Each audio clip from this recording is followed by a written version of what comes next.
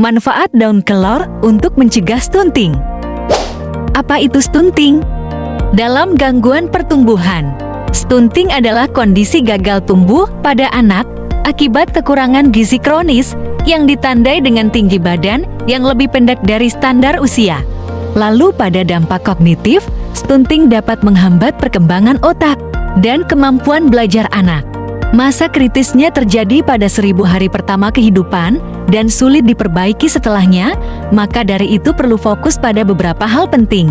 Ini termasuk memenuhi kebutuhan gizi yang seimbang, memberikan ASI eksklusif selama 6 bulan, memastikan pemberian MPASI yang bergizi, melakukan imunisasi lengkap, serta menjaga kebersihan dan kesehatan lingkungan. Kandungan nutrisi daun kelor. Terdapat vitamin A yang 10 kali lebih tinggi dari wortel, lalu kalsium yang 17 kali lebih tinggi dari susu, selanjutnya vitamin C yang 7 kali lebih tinggi dari jeruk, zat besi yang 25 kali lebih tinggi dari bayam, dan juga protein yang 9 kali lebih tinggi dari yogurt. Manfaat kelor untuk ibu hamil, yaitu dapat mencegah anemia karena terdapat kandungan zat besi yang tinggi membantu mencegah anemia pada ibu hamil, lalu mendukung perkembangan janin karena terdapat asam folat dan vitamin B kompleks mendukung perkembangan otak dan saraf janin.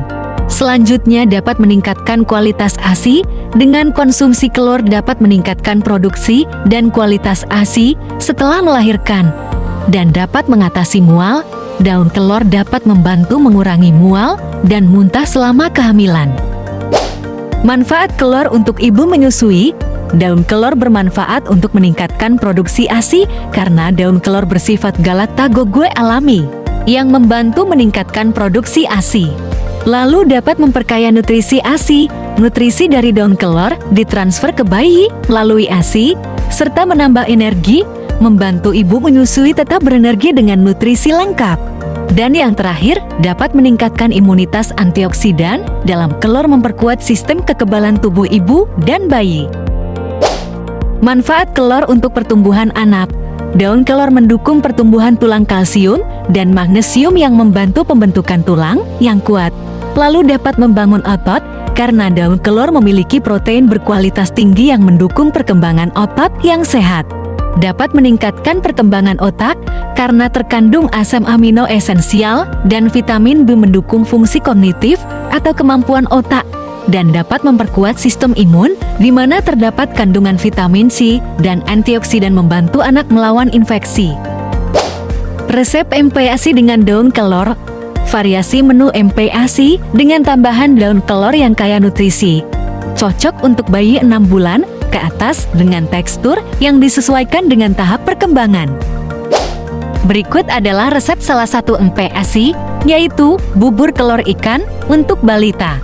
Pertama, siapkan bahan 2 sendok makan beras, 50 gram ikan gindara, 5 lembar daun kelor segar, dan 1 siung bawang putih.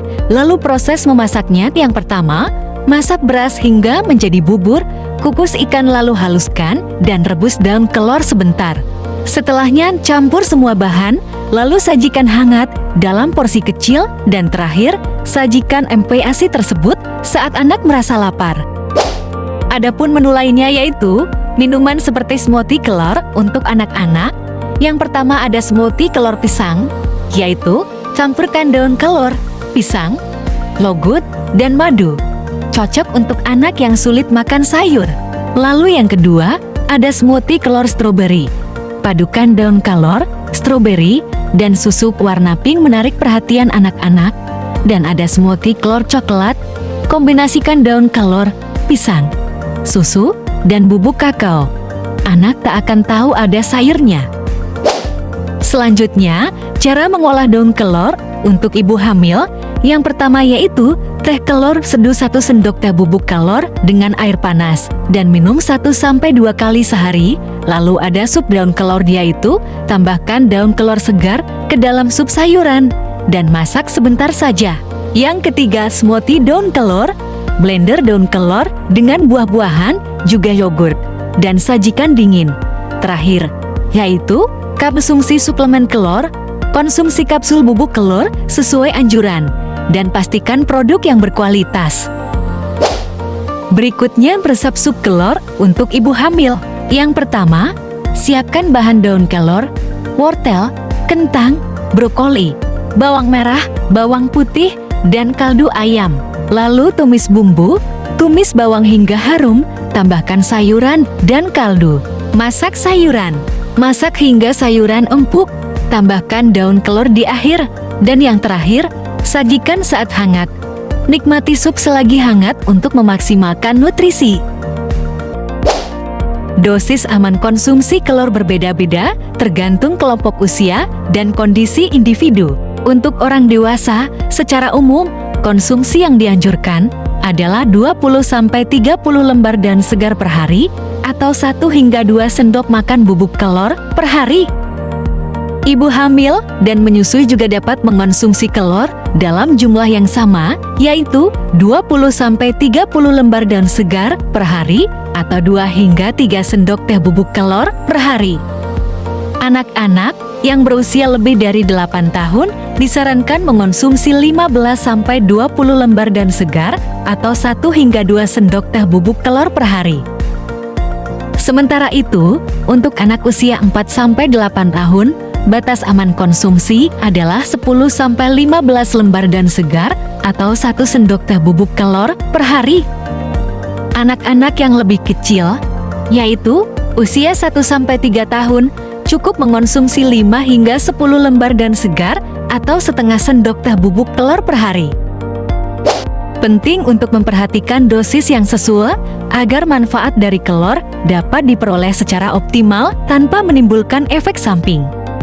Kesimpulannya, daun kelor adalah solusi alami yang terjangkau untuk mencegah stunting di Indonesia. Kesadaran dan partisipasi keluarga adalah kunci keberhasilan program kelor. Diperlukan gerakan kolektif untuk mensosialisasikan manfaat kelor secara luas. Terus dukung riset lokal untuk mengoptimalkan pemanfaatan kelor di Indonesia. Sekian dan terima kasih.